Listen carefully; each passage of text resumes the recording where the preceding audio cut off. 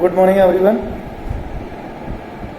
जैसा कि हमने लास्ट लेक्चर में डिस्कस किया था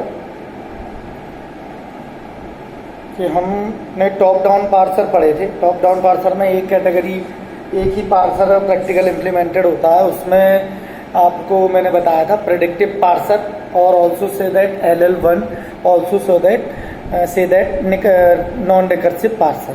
तो अब हम स्टार्ट करेंगे। Let's we start bottom up parser. In bottom up parser category first we will discuss SLR1 parser. ठीक है, तो हम SLR1 पार्सर को समझते हैं। तो SLR1 पार्सर को समझने से पहले मैं ये बताता हूँ SLR ये है क्या। तो S means simple, L means left to right, left to right scanning of input, and R means reverse right most derivation. ये से आपको क्लियर हो गया होगा। रिवर्स RMD यूज करता है। All bottom up parser are using reverse right most derivation to make a parse tree.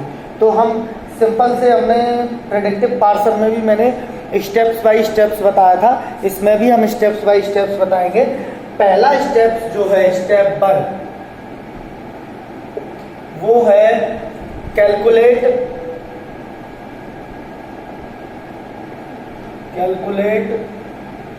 First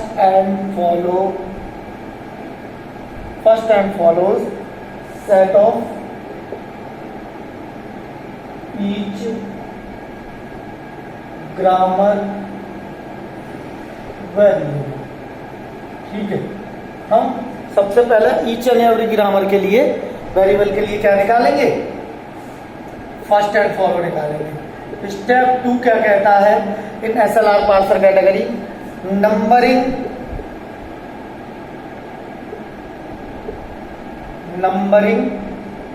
all the production. जितने भी प्रोडक्शन हम बना रहे हैं उनको हम नंबरिंग करेंगे, मतलब गिव नंबर। इनको यहां से नंबरिंग कर देंगे तो गिव नंबर।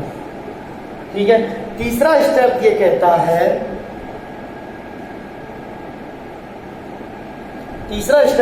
है, augment the grammar by adding the augment the grammar by adding the production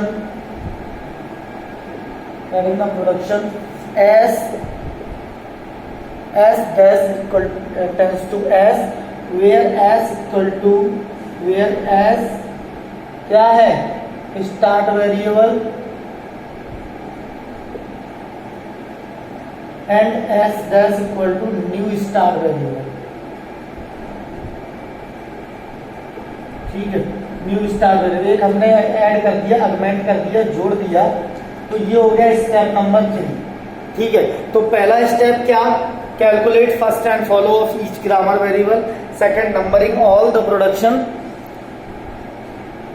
या give numbers. Step 3, augment the grammar by adding the production S dash tends to S. S क्या है, start variable है, new star S dash क्या है, new start variable. ठीक है, अब next step हम देखते हैं, इसको मैं रफ कर रहा हूं। स्टेप नंबर 4, ये कह रहा है in step number 4 find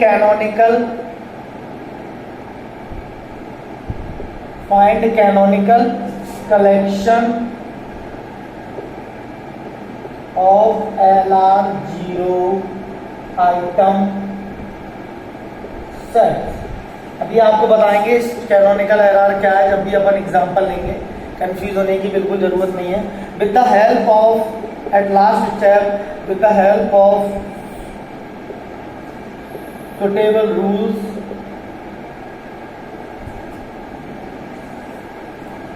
construct parsing table. तो ये इसके स्टेप्स हो गए, ठीक है। तो मेनली 5 स्टेप्स थे। सबसे पहले हमने कैलकुलेट किया था फर्स्ट एंड फॉलो, उसके बाद हमने हर प्रोडक्शन को नंबरिंग दी, तीसरे में हमने एक आर्गुमेंट या एक प्रोडक्शन जोड़ा अपनी तरफ से, S dash equal to S, यहाँ एस डैश क्या है, न्यू स्टार्ट वेरिएबल है, एस क्या है आपका पुराना वेरिएबल है। और उसके बाद हमने कैनोनिकल एलआर सेट निकालेंगे, मैं बताऊंगा कैसे निकालते हैं। और लास्ट में हमने with the help of suitable rules हमने क्या कर लिया, पार्सिंग टेबल कंस्ट्रक्ट कर ली।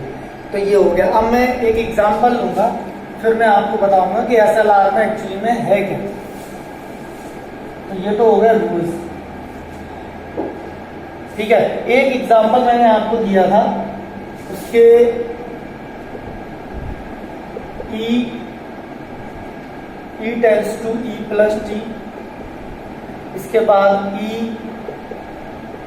इम्प्लीकेशन T इंटू एफ और T इंटू ओनली एफ, है ना, और F tends to E and F tends to ID। ये मैंने एग्जांपल डिस्कस किया था। तो पहला स्टेप क्या कह रहा था इसमें, पहला स्टेप कह रहा था कि इसके हम फर्स्ट एंड फॉलो निकाल लेंगे। तो फर्स्ट एंड फॉलो आपको सभी को निकालने आते हैं। फर्स्ट एंड फॉलो सेट अगर हम निकालना चाहें, फर्स्ट एंड फॉलो सेट अगर निकालना चाहें तो क्या आएंगे, TF के अगर हम फर्स्ट एंड फॉलो सेट निकालना चाहें तो इसका आएगा left parenthesis ID, left parenthesis ID, left parenthesis ID. इसके आएंगे dollar plus right parenthesis, dollar plus right parenthesis asterisk और डॉलर प्लस राइट पैरेंथेसिस और एस्ट्रिक। तो ये हमने फर्स्ट एंड फॉलो कैलकुलेट कर दी। उसके बाद मैंने क्या कहा, नंबरिंग करनी है। नंबरिंग कर दे रहे हो, ये 1 2 3 4 5 एंड लास्ट 6, ठीक है। इसके बाद मैंने बोला एक प्रोडक्शन अगमेंट करना है, जोड़ना है, जो कि क्या होगा, E डैश एप्लीकेशन E, ये होगा उसका प्रोडक्शन E डैश। ये आपका अगमेंटेड प्रोडक्शन है, मैं लिख दे रहा हूं यहाँ अगमेंटेड, जोड़ा गया प्रोडक्शन, अगमेंटेड प्रोडक्शन, ठीक है, अगमेंटेड प्रोडक्शन। अब बात आती है, मान लो कोई एक प्रोडक्शन है, ठीक है, यहां अपन we do not check left recursion and left factoring. We do not check left factoring और लेफ्ट रिकर्जन से हमें कोई मतलब नहीं है। लेफ्ट चेक और वो मैं दोनों चीजें कंसीडर नहीं करते। एक चीज मैं आपको और बताना चाहूंगा, प्रोडक्शन और आइटम में क्या अंतर है। प्रोडक्शन सिंपल सा अगर आपका हो ABB, ये आपका सिंपल सा किसी भी ग्रामर का प्रोडक्शन होता है, A टेंड्स टू ABB, मतलब A किसको प्रोड्यूस कर रहा है, A B और B को। अगर इसी में अगर मैं एक डॉट लगा दूं, कैनोनिकल सेट में काम आएगा, ABB ये बना दूं, ये डॉट लगा दिया है, तो इससे ये चीज आइटम सेट में बदल जाती है। इसको भी we are saying that item set.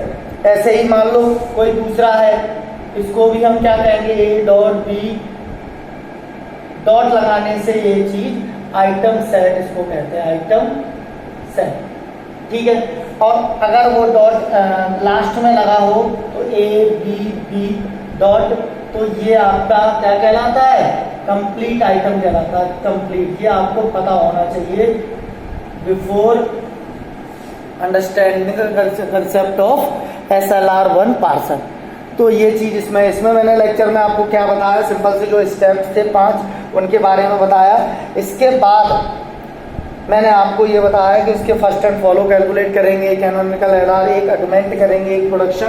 तो ये चीज बताई मैंने, है ना। तो इस लेक्चर में मैं इतना ही आपको बताऊंगा। इसमें कोई डाउट हो तो आप मुझसे पूछ सकते हैं, ठीक है। अगले लेक्चर में मैं आपको इसके आगे वाला पोर्शन जो होगा कि आप कैनोनिकल कलेक्शन LR0 कैसे आप बनाते हो, ठीक है, तो वो अपन सीखेंगे। Thank you.